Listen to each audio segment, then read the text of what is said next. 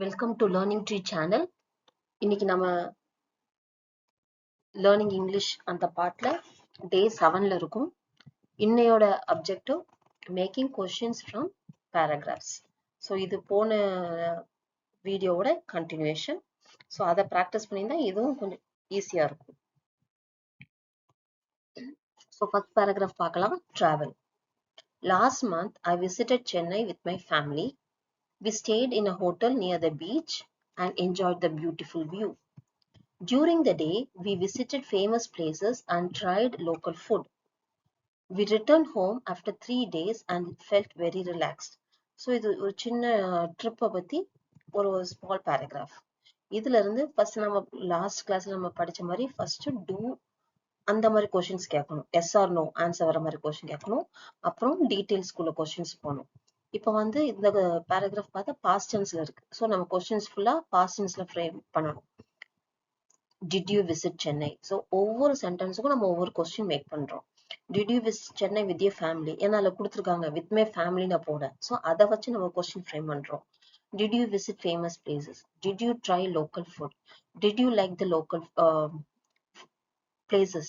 Did you stay in a hotel? Did you take photos at the famous places? Did you return home after the trip? So ஒவ்வொரு சென்டென்ஸுக்கும் நம்ம question கேட்போம். First yes or no அப்படிங்கிற மாதிரி. அப்புறம் கீழே பாருங்க where did you stay in hotel? இப்போ details. What kind of local foods did you try? Why didn't you stay for many days? Why did you choose Chennai for your family trip? So இதுக்கு அவங்க reason சொல்லணும். So first yes or no questions, அப்புறம் WH questions. இது அடுத்த paragraph. ஹாபியை பத்தி.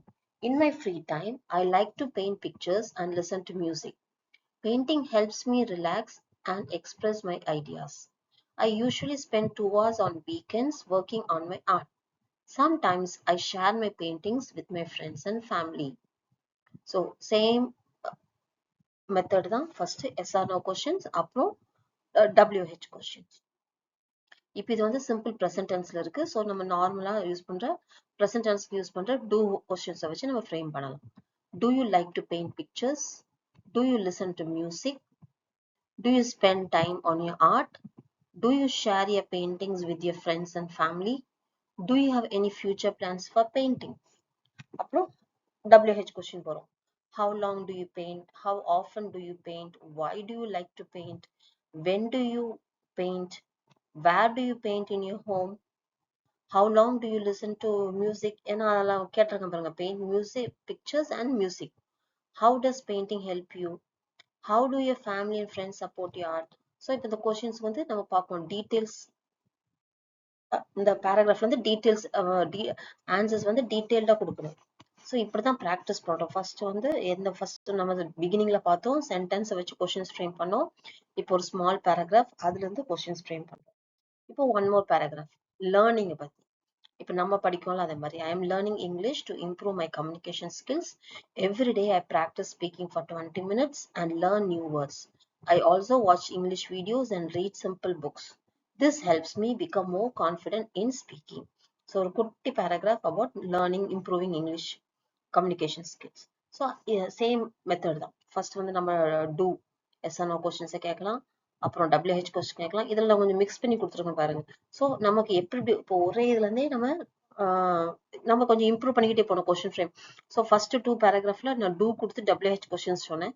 இப்போ வந்து first லைன்லயே நமக்கு வந்து டூவையும் கேட்டு WH கொஸ்டின்ஸ் வந்துச்சுன்னா அதையும் கேட்டலாம். ஸோ நமக்கு கொஸ்டின்ஸோட நம்பர் இன்க்ரீஸ் ஆகும்.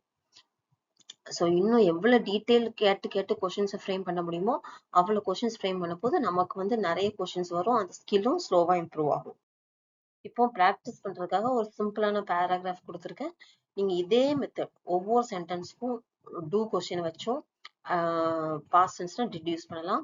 மற்ற பேராகிராஃப்ல டூ யூஸ் பண்ணி எவ்வளவு கொஸ்டின்ஸ் டூல ஃப்ரேம் பண்ண முடியுமோ அது பண்ணிட்டு அடுத்தது WH கொஸ்டின்ஸ் டீடைல்ஸ் ஆன்சர்ஸ் கேட்குற மாதிரி உள்ள கொஸ்டின்ஸை ஃப்ரேம் பண்ணுங்க. சேம் பேட்டர்னை ஃபாலோ பண்ணுங்க. அப்பதான் உங்களுக்கு அந்த ப்ராசஸ் நேச்சுரலா வரும்.